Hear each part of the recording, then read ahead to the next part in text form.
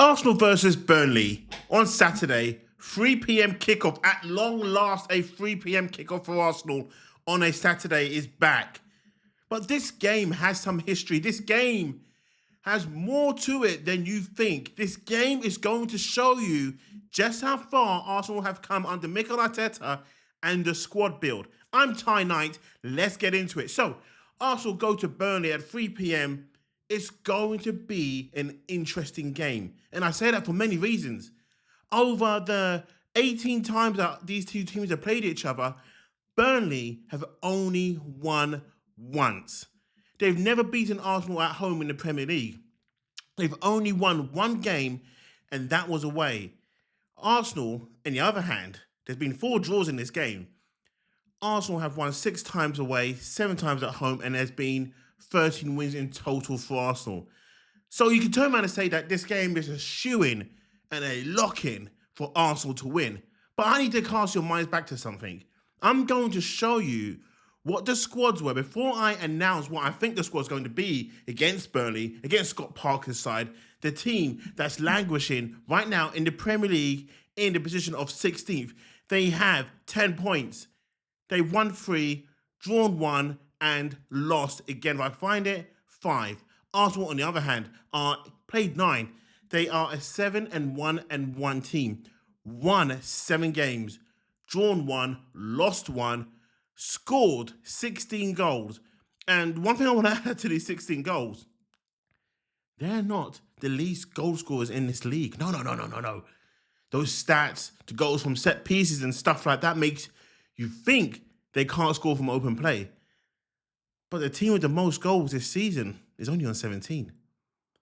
Go figure that one out. So, and Arsenal's only letting 3 goals. We know they are a closed border team. You don't get in. Trump wishes he had this sort of border. The EU wishes they had this sort of border control because Arsenal don't really let people in. People should be coming to Arsenal and studying what it means to keep people out. And that's what Arsenal do. But anyway, we won't go into politics today, just the politics of Arsenal winning this game. So, Burnley's form here, as we can see in the last 5 games, they have drawn 1, lost 2, and won 2. Arsenal's last 5 games, drawn 1, won the lot. Yes, they've won 4 other games, and that's how good they have been this season. And it's going to be the question of, is this game on Saturday vital for Arsenal to win? Is it a must-win game? In my opinion, yeah, it is. Every game that Arsenal play is a must-win. Doesn't matter what the team is. Doesn't matter what the occasion is. It's a must-win. If Arsenal are playing, you must win that game. So, let's go back to this team, this game. March the 6th, 2021. It was 1-1, right? And if you look at this lineup here, this is going to see how far Arsenal have come. You had Bernardo in goal. On the right back, you had Callum Chambers, David Luiz, and then Pablo Mari, Kieran Tierney. None of those guys are here no more. All those guys have gone off, and we know they've gone off because obviously they're not here. Then in the middle, we have Partey and Xhaka, which you can arguably say is one of the best midfielders that we've seen in Xhaka and Partey. I like Xhaka in the end. Towards the end of his Arsenal career, he was phenomenal. Thomas Partey, to me, was hit and miss because I like to call him crutches. Just, he was always in and out for obvious reasons. Now, that sounds actually bad when I say it that way. So, and then you go to the midfield. You then had Willian, who, when he came from Arsenal from Chelsea, I was actually excited. I was thinking, God, we've got someone here who's a winner, who's quick, who's, quick-minded as well, who can score some goals, some free kicks. This would be a good addition. No, it was a flop.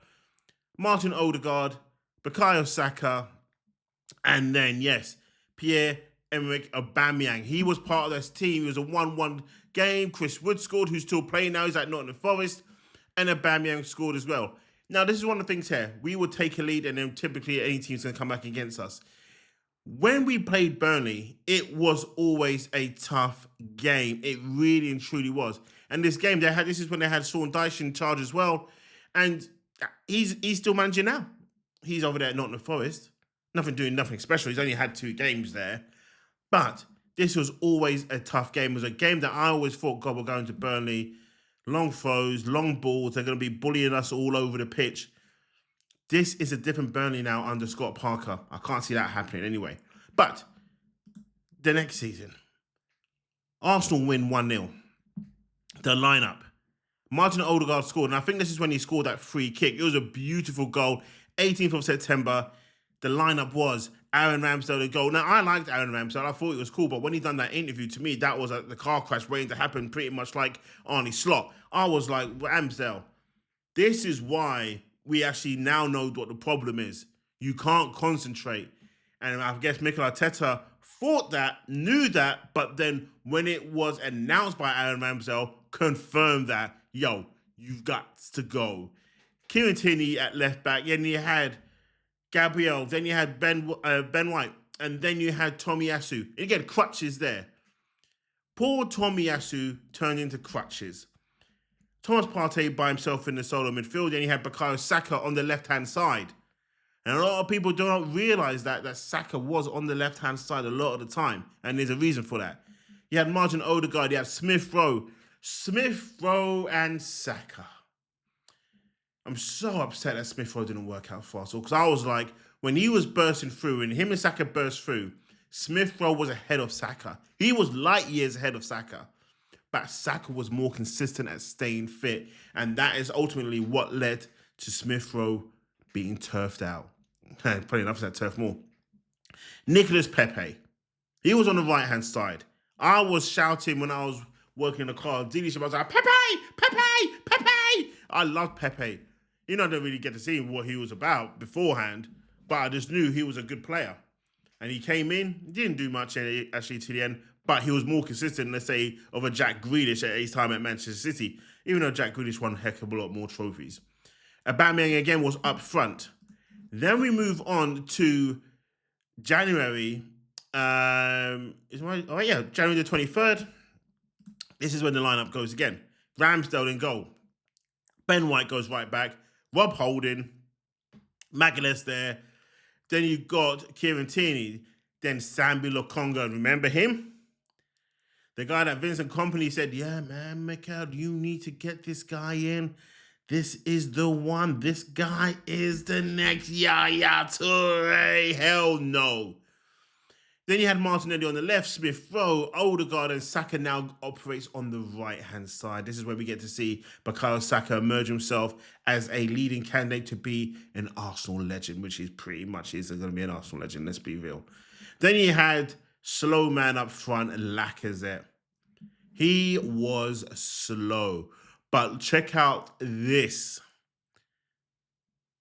If we kept Lacazette going, because he's still playing this season, would he be more successful than Gyökeres? Let me know in the comments below on that one.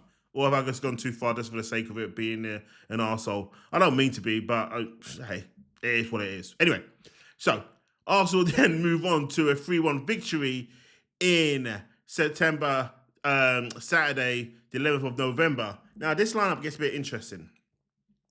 This is when we get to see David Raya come into the team.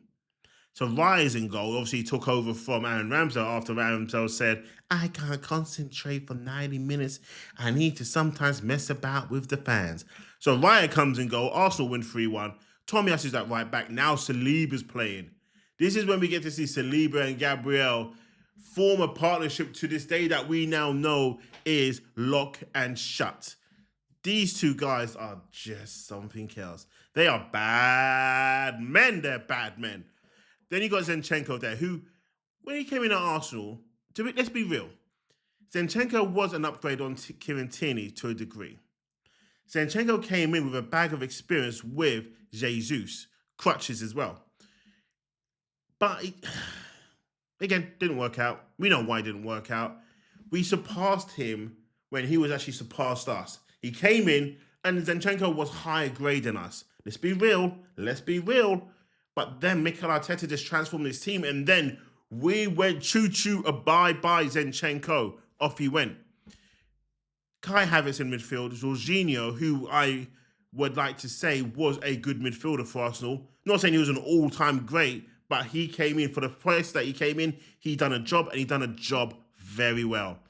Declan Rice, again, the season that Declan Rice comes in, takes Arsenal to another level. Martinelli on the left, Trossard in the middle, and Saka on the right. Of course, Saka's going to be on the right. Then we go to the last time we played Burnley when we just pulped them 5-0 at Turf Moor.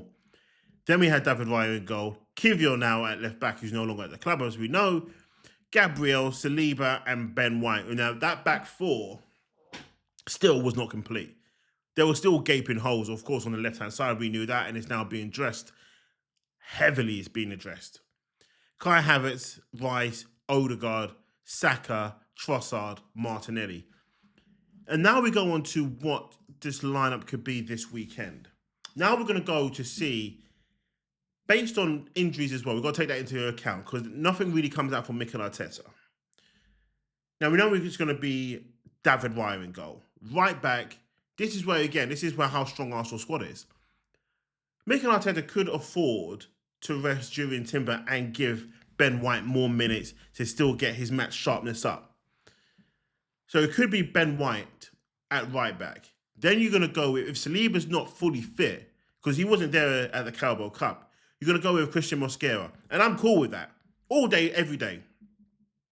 Gabriel came on for a substitute for Nketiah. And I think that was just to see how does Gabriel feel. How did he get those minutes in? Because when he finished his game, the last game he played, he was hobbling a little bit. But now he looks okay. He looks comfortable to go out there, run around, and just feel it out. Because Arsenal were pretty much through by then. So I'm going to say Gabriel's going to start this one. When it comes to the left-back position, Calafiori more than likely will start this game. And there'll be a reason for that because he will have his link-up partner on the left-hand side. In the midfield, again, now, I wouldn't play Christian Norgard. Just wouldn't do it. I think he's okay, but I don't think he's there. When I say there, he was there for Brentford. He was the Brentford captain, don't get me wrong. But I don't think this is the game that Mikel Arteta is actually going to play him in. I think you'll play him in as a substitute. Is Declan Rice going to play this game?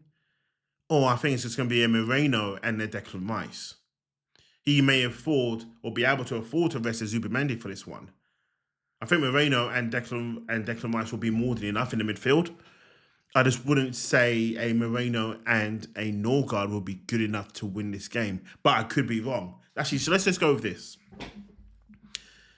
Let's go with a Norgard and a Moreno in midfield. 100%, because Burnley are no better or nowhere near as good as a Crystal Palace. Crystal Palace's B team would beat this Burnley team. The Brighton B team would beat this Burnley team. So I'm thinking you go with a Christian Norgard and you go with a Mikel Moreno in this game, and you can rest Ben White, Declan Rice, and Martin Zubimendi. Now you can bring them on in the second half if you need to, but I think a 4 weeks rest is more than enough for these players to then go on to the next game, which is going to be Sunderland, which is going to be a bigger and tougher game than what this Burnley game is. On the right-hand side, yes, you go with a Bukayo Saka because there's no one else on the right-hand side that you can play. You can turn around and you can say Ethan Nwaneri can play this game. But no, I'm going to go with Saka, captain man, deputy captain, may I add. Up front, you know he's going to have to be a Victor Gyökeres. On the left-hand side, Martinelli, I can't see him returning for this game. So it will be a Trossard. Now, Trossard and Calafiori are partners. And not in the sense of not off the pitch, people, get your head out of the gutter.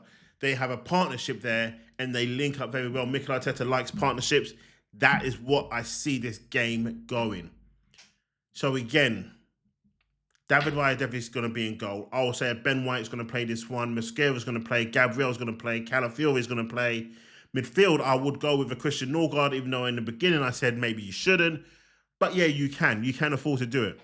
Christian Norgard and then a Mikel Moreno. And Mikel Moreno against Brighton, my God, that little backheel, oh my God, I'm still having dreams about it. It was beautiful. Mikel Moreno there, Saka there, Gyökeres there, and Trossard. And now that team is good enough to beat this Burnley team. That team is big enough to get Arsenal another 3 points and propel us on to 25 points. That in itself is going to send shivers down everyone. We know, again, this weekend is a big weekend. Spurs play Chelsea. Forest host Manchester United. Liverpool host Aston Villa.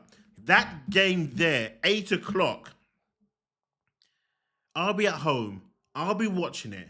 I'll be having my Haagen-Dazs, rum and raisin, and I'll be smiling because Villa's going to win that game 2-1. Yeah, I said it. Then you go on to the Sunday where Manchester City entertain Bournemouth. That game is an interesting watch. 4:30 at the Etihad. It's an interesting watch. Is Semenyo going to turn up and do something? Or is Haaland going to turn up? The guy that's pretty much scored all the goals for Manchester City this season in the Premier League. 3 o'clock at Turf Moor. Burnley, Arsenal. I'm going with a 2-0 victory to Arsenal. I don't care if it's set plays. I don't care if Arsenal score both goals from a set play, 2 goals from a penalty. I don't. I just want Arsenal to get all 3 points, and I think they're going to get all 3 points. And up the Gunners. Thanks for watching. What's your thoughts on the lineup? What's your thoughts on all the teams that I showed you just now on what Arsenal had? Is this going to be an Arsenal victory? Is it going to be an Arsenal victory weekend? Is Manchester City going to slip up on Sunday? Is Liverpool going to slip up on Saturday against Villa? Is Spurs and Chelsea just going to be a stalemate draw? Is Forest under Sean Dyche going to take one over Manchester United and just bring Man United fans back to reality? It was 3 on the bounce. Well done. But it stops here. That guy that's growing his afro. You're going to have to keep growing, buddy. I'm Ty Knight. Thanks for watching. Like, subscribe, turn that notification on so you don't miss a show every time we upload. I will see you on Sunday.